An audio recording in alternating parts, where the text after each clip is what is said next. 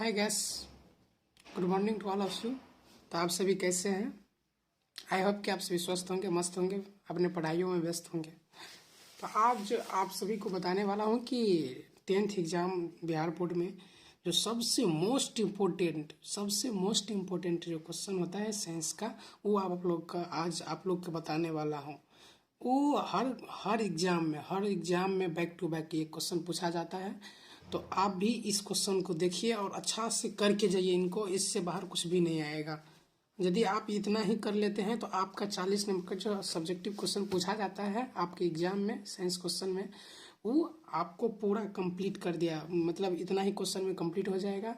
तो आप देखिए अच्छा से इस क्वेश्चन को और पढ़ के भी जाइए आज से। हालांकि इसके लिए माफ़ी चाहूँगा कि आज थोड़ा लेट हो गया इस वीडियो को अपलोड करने में। और हम चाहते हैं कि फिर भी आप बहुत कुछ ज़्यादा क्वेश्चन है, आप कर सकते हैं। इतना ही दिन अभी बाकी है, 4-5 दिन तो एग्जाम का बाकी है, 6 दिन, तो आप कर सकते हैं इतना क्वेश्चन। तो आइए हम बताते हैं सबसे मोस्ट इम्पोर्टेंट 2023 का क्वेश्चन जो VVI है, MVVI क्वेश्चन है, जो कि आपके एग्जाम के पॉइंट ऑफ व्यू से मोस्ट इम्पोर्टेंट है और आएगा ही, ये नहीं कहना है, आएगा ही। आप देखिए ये गेस क्वेश्चन भी है, इंपॉर्टेंट क्वेश्चन भी, जियो मान लीजिए आप, ये लॉन्ग और शॉर्ट दोनों क्वेश्चन टाइप का होगा। और सबसे पहले क्वेश्चन देखिए क्या है इसमें, साइंस में उसमें छेपी दहन, उसमें छेपी को दहन भी कहते हैं। उसमें शोषी अभिक्रिया का क्या अर्थ है, उदाहरण दीजिए। पहला क्वेश्चन ये है जो कि आपको बार बार पूछा जाता है, बैक टू बैक आप देख सकते हैं, प्रीवियस ईयर में बहुत बार पूछा गया है। ठीक उसी तरह अब दूसरा क्वेश्चन पर चलते हैं। ब्रिंजक चूर्ण क्या है, जिसे हम ब्लीचिंग पाउडर भी कहा जाता है, का रासायनिक नाम, गुण और उनका गुण उपयोग लिखिए। रासायनिक नाम का गुण और उपयोग लिखिए। क्या रासायनिक नाम का है ब्लीचिंग पाउडर का, क्या रासायनिक नाम है, उनका गुण क्या है, वो लिखने के लिए है। देखिए 2013 में भी पूछा गया है, 15 में भी पूछा गया, 17 में भी पूछा गया, 18 में भी, 20 में भी। आप देख सकते हैं क्वेश्चन बैंक उल्टा करके, यदि आपके पास क्वेश्चन बैंक होगा तो। आप देखिए हम तीसरा क्वेश्चन पर चलते हैं। बेकिंग सोडा क्या है, आपको दिखाएंगे। बेकिंग सोडा बनाने की विधि और उनका गुण, अनुसूत्र लिखिए तथा उपयोग बताइए। मतलब बेकिंग सोडा बनाने की विधि, गुण, अनुसूत्र लिखिए तथा उपयोग बताइए। देखिए ये सब बहुत ज़्यादा टफ क्वेश्चन नहीं है, आप मुश्किल से 10-15 मिनट में ये क्वेश्चन को लर्न कर सकते हैं आप। तो इसलिए आइए देखिए, ये भी 2014 में, 15 में, 17 में, 18 में, 19 में, देखिए बैक टू बैक पूछते गया है। अब ये प्रीवियस क्वेश्चन है, प्रीवियस ईयर का, जैसे कि इम्पोर्टेंट भी है, क्योंकि 21 में भी नहीं पूछा गया, 22 में भी हो सकता है इस बार आ जाए क्वेश्चन, समझ गए। रासायनिक अभिक्रिया किसे कहते हैं, यह कितने प्रकार की होती है, उदाहरण सहित बताइए।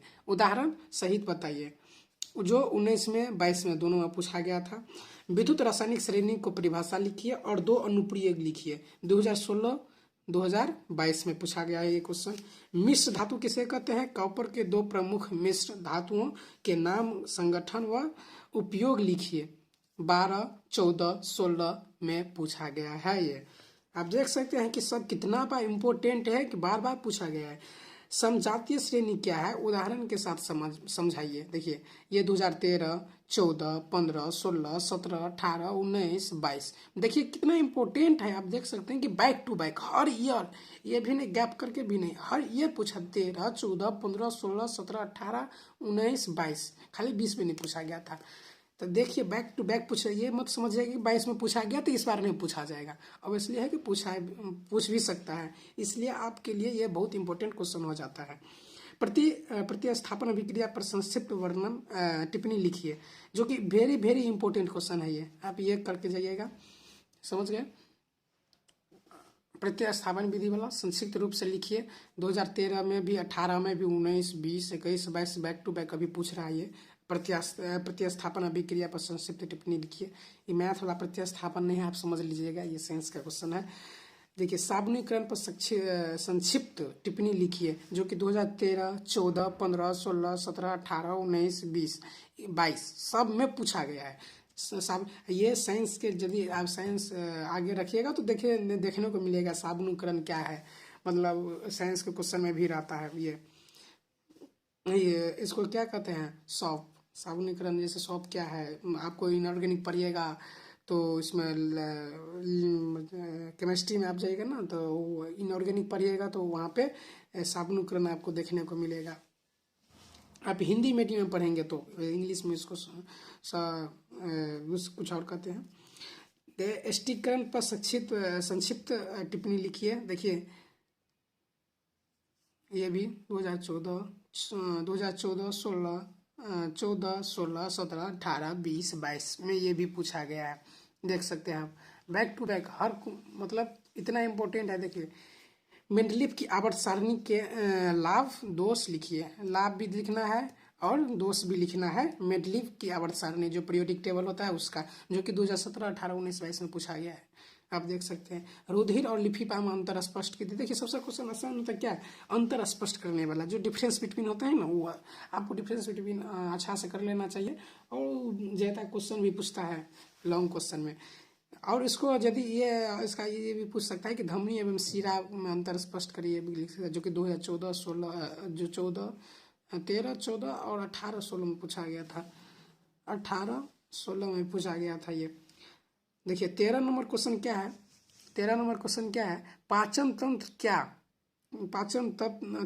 क्या है, तात्पर्य क्या है उसका, पाचन तंत्र का तात्पर्य क्या है और अमाशय तथा क्षुद्राणु में होने वाली पाचन क्रिया का वर्णन कीजिए। ये क्वेश्चन देखिए ये भी 16, 19, 20, 21, 22 अभी भी बैक टू बैक पूछा जाता है इस क्वेश्चन को। अब देखते हैं 13 ठो क्वेश्चन हो गया। अब हम 14वां क्वेश्चन पर चलते हैं। अब क्या देखे तो वीडियो लंबा होने के कारण हम पहले से लिख लिया है ये क्वेश्चन को। देखिए उत्सर्जन से क्या तात्पर्य है, उत्सर्जन से क्या तात्पर्य है, मनुष्य के उत्सर्जित अंगों के नाम लिखिए, मनुष्य के वृक्क को संरचना तथा कार्य विधि को लिखिए। देखिए ये सबसे इम्पोर्टेंट क्वेश्चन हो जाता है। अच्छा भी है, आप एक दो बार पढ़िएगा तो आराम से याद भी हो जाएगा। जो कि उत्सर्जन से आप क्या समझते हैं, मनुष्य के उत्सर्जित अंगों के नाम लिखिए, मनुष्य के वृक्क और संरचना तथा कार्य विधि को लिखिए। तो ये बहुत आसान क्वेश्चन है, देख लीजिएगा और इम्पोर्टेंट भी बहुत है। 13, 15, 16, 17, 18 में पूछा गया है ये क्वेश्चन। देखिए गर्भ निरोधक की विभिन्न विधियों कैसी है, विभिन्न विधियों का कैसी है, समझ गए। गर्भ निरोधक का विभिन्न विधियां क्या है, इसको लिखना है। विभिन्न विधियां यदि गर्भ निरोधक जानते होंगे आप सभी, तो उसका विभिन्न विधियां क्या होता है, कौन सी होती है, समझ गए। ये देखिए ये इम्पोर्टेंट है। देखिए 13, 14, 16, 17, 18, 19, 22 में पूछा गया ये क्वेश्चन। ये गर्भ निरोधक तो सब जानते भी होंगे आप लोग। बायोलॉजी वैसे भी स्टूडेंट को 9वीं 10वीं 9th 10th में बहुत अच्छा लगता है पढ़ने में। तो आपको पता होगा प्रजनन क्या है, नर तथा मादा जनन तंत्र का संक्षिप्त वर्णन करें, जो कि 14 और 22 में पूछा गया था। समजात तथा समरूप अंगों को उदाहरण सहित समझाइए। देखिए ये एनसीईआरटी का भी क्वेश्चन है, 19, 20, 22 में पूछा भी गया है ये क्वेश्चन। तो आप इन जो भी हम दे रहे हैं ये क्वेश्चन आप बिल्कुल भी मत छोड़िएगा, इतना काफ़ी है आपके लिए। और आएगा भी एग्जाम में, आप देख सकते हैं कि बैक टू बैक क्वेश्चन हर ईयर पूछा जाता है। मेंडल के आनुवंशिकता के नियमों को विवेचना कीजिए, जो कि वेरी वेरी इंपॉर्टेंट क्वेश्चन है। आप ये करके जाइएगा, जो कि 2014, 2013, 14, 15, 16, 17, 18, 19, 20, 19-20 में नहीं 22 में पूछा गया था। तो देख सकते हैं लिंग गुणसूत्र का क्या अर्थ है, लिंग गुणसूत्र का क्या अर्थ है, मनुष्य के लिंग निर्धारण का वर्णन कीजिए। मनुष्य का जो लिंग निर्धारण होता है उनका गुणसूत्र क्या है, इसके बारे में आपको वर्णन करने के लिए बोलता है वो डिटेल में, समझ गए। जो कि 15, 18, 19, 20, 22 में पूछा गया है ये क्वेश्चन। अब ये सभी क्वेश्चन करके जाइएगा, समझ गए। निकट दृष्टि और दूर दृष्टि दोष से आप क्या समझते हैं, उसका निवारण क्या है, ये भी पूछ सकता है। आप लिखिए 14, 15, 16, 17, 18, 19, 20, 21, 22। देखिए एक भी साल भी गैप 14 से लगातार पूछते आ रहा है, लगातार निकट दृष्टि दोष दूर दृष्टि दोष क्या है। आइए आसान भी है, आपको सबको पता होगा कि निकट दृष्टि दोष क्या है और दूर दृष्टि दोष क्या है। जैसे कि प्रकाश का परिवर्तन और अपवर्तन जो पढ़े होंगे, तो उसमें आपको रिफ्लेक्शन ऑफ लाइट है, रिफ्लेक्शन ऑफ लाइट इस जो पढ़े होंगे, तो इसमें आपको दिया गया है निकट दृष्टि दोष, वो बहुत स्पष्ट भाषा में दिया गया है क्या होता है। तो आप ये 2 नंबर भी क्वेश्चन आ सकता है आपका। और 2 नंबर यदि आपका इसका निवारण भी लिखिए तो आपको 5 नंबर लॉन्ग क्वेश्चन भी आ सकता है। मानवामृत के प्रमुख भागों का वर्णन कीजिए तथा प्रतिबिंब बनाना किरण आलेख खींचिए। प्रतिबिंब बनाकर किरण आलेख खींचने के लिए जो 2010 और 2017 में पूछा गया था। ओम का नियम क्या है, इसके सत्यापन के लिए आवश्यक प्रयोग का वर्णन कीजिए। जैसे कि V इक्वल टू I/R होता है ना, तो ये क्वेश्चन भी बहुत बहुत इंपॉर्टेंट है। अब ये इसको छोड़िएगा नहीं, अब ये करके जाइएगा। ओम का नियम जैसे कि आप भी जानते होंगे कि ओम का नियम बहुत ही इंपॉर्टेंट होता है एग्जाम के लिए और लॉन्ग क्वेश्चन के लिए। श्रेणी तथा समांतर कम संयोग का चित्र सहित वर्णन कीजिए। समझ गए? श्रेणी और समांतर क्रम संयोजन का चित्र सहित वर्णन कीजिए। 2015, 17, 16, 17, 19, 22 सब में ये पूछा गया है। अब देखिए ये चित्र और ये इसका लॉन्ग क्वेश्चन भी आ सकता है। देखिए इस पर न्यूमेरिकल भी बहुत अच्छा बनाने में लगेगा। यदि आप न्यूमेरिकल बनाते होंगे तो आप देखिएगा, वैसे तो आप आजकल के टीचर तो बनवाते नहीं है न्यूमेरिकल, यदि आप अच्छा इंस्टीट्यूट में पढ़े होंगे तो बनवाया होगा। तो इस पर न्यूमेरिकल भी बहुत अच्छा से बनता है। ये जैसे कि आप 12th का साइंस जो है 12th में साइंस रखिएगा तो आगे भी पढ़िएगा करंट इलेक्ट्रिसिटी में, तो वहाँ आपको न्यूमेरिकल बनवाएगा, वहाँ आपको अच्छा भी लगेगा बनाने में। ये कुछ आसान भी होता है और अच्छा भी होता है। जैसे कि पैरेलल है, पैरेलल इसको समांतर का पैरेलल, जैसे कि पैरेलल में क्या होता है, कैपेसिटेंस सब पढ़िएगा आगे करंट इलेक्ट्रिसिटी में, तो आपको पता चलेगा ये क्या होता है आगे। इस पर न्यूमेरिकल भी बहुत अच्छा से बनता है। बायो-सैवर्ट नियम लिखिए। देखिए ये बहुत इंपॉर्टेंट है बायो-सैवर्ट नियम, आप याद करके जाइएगा। 2 नंबर में पूछ सकता है। यदि उसको प्रूव करने के लिए बोलेगा, एक्सप्लेन कर लेंगे तो अब लॉन्ग क्वेश्चन भी हो सकता है। ये 15, 16, 14, 15, 16 में बैक टू बैक पूछा जाता है। 16 के बाद अभी तक नहीं पूछा है, हो सकता है इसलिए इस बार पूछ दे, इंपॉर्टेंट है। फ्राइडे का विद्युत चुंबकीय प्रेरण के नियम लिखिए। प्रेरित विद्युत धारा की दिशा बात करने के संबंध में फ्लेमिंग का नियम लिखिए। देखिए ये बहुत इंपॉर्टेंट है। आप इसको देखिए 20 से में पूछा गया, 21 ना 22 में। ये VBI है, आप करके जाइएगा। फ्राइडे आपको फ्राइडे लॉ बहुत इंपॉर्टेंट है। जैसे कि आप केमिस्ट्री में साइंस रखिएगा तो आपको फ्राइडे फर्स्ट और सेकेंड नियम ऐसे पूछेगा, मतलब इसमें भी साइंस में भी। यदि आप बहुत सारा क्वेश्चन अच्छा से पढ़िएगा तो आपको साइंस में भी टकराएगा हर कुछ।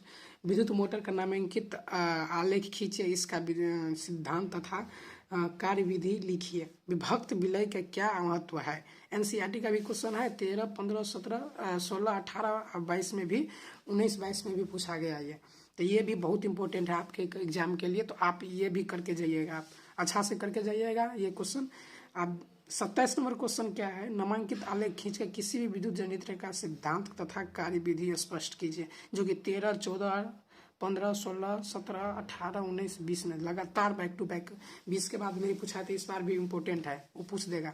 देखिएगा ये भी करके जाइएगा आप लॉन्ग क्वेश्चन का। ओजोन क्या है तथा यह किसी परितंत्र को किस प्रकार के प्रभावित करता है। समझ गए? प्रभावित करता है, तो आप ये इसका भी करके जाइएगा। ये आपका 28 क्वेश्चन है, आप इतना करके जाइएगा तो आपका एग्जाम के लिए काफ़ी है। इतना करके जाइए, अब एग्जाम के लिए इतना काफ़ी है आपके लिए। यदि आपका इसका PDF चाहिए तो आप डिस्क्रिप्शन रूप में कमेंट कीजिए, आप डिस्क्रिप्शन में इसको हम प्रोवाइड कर देंगे, इसका लिंक आप डाउनलोड कर सकते हैं। और लाइक कीजिए, कमेंट कीजिए, सब्सक्राइब कीजिए चैनल को यदि अच्छा लगे तो। और सब्जेक्ट का यदि आप चाहते हैं गेस क्वेश्चन या इंपॉर्टेंट क्वेश्चन देने के लिए तो आप मुझे कमेंट कीजिए जल्दी से जल्दी, कि एग्जाम का भी टाइम कम है। और यदि आप चाहते हैं तो मैथ को तो वैसे कोई गेस नहीं होता, लेकिन इंपॉर्टेंट क्वेश्चन आप जो टॉपिक बता देंगे तो आप वो अच्छा से कर ले पाइए। जैसे कि सोशल साइंस हुआ, हिंदी हुआ, इस सब के लिए आप भी चाहते हैं कि इंपॉर्टेंट क्वेश्चन दिया जाए, तो आप कमेंट कीजिए, मेरे चैनल को सब्सक्राइब करिए, बेल आइकन दबाइए, फिर आपको हम इसका भी वीडियो प्रोवाइड करवा देंगे। इतना क्वेश्चन करिएगा, 100% है कि आपको टकराएगा इसमें से क्वेश्चन।